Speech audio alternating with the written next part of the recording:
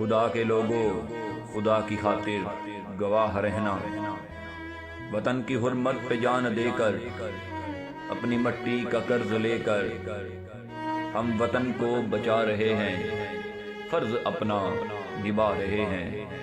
خدا کے لوگوں، خدا کی خاطر گواہ رہنا، تمہاری سرحدوں کی چوکیوں پر شہید ہو کر ہم خون اپنا بہا رہے ہیں۔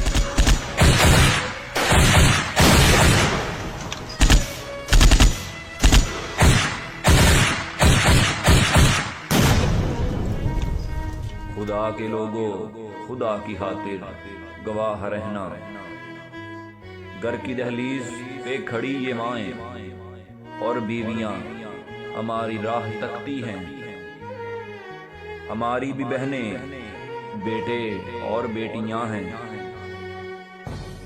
ہماری خاطر جو ترستے ہیں۔ ہمارے گاؤں میں جب تم جاؤ تو دیکھنا، ہم وطن کا پرچم پہن کر جب واپس گھروں کو لوٹتے ہیں۔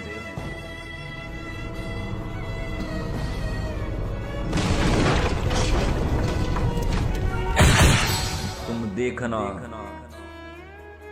کہ بوڑھے کندھے جوان لاشیں اٹھا رہے ہیں، وطن پہ جوان بیٹے نثار کر کے مسکرا رہے ہیں، اور ننھے بچے خوشی سے قبر پر پھولوں کی چادر چڑھا رہے ہیں،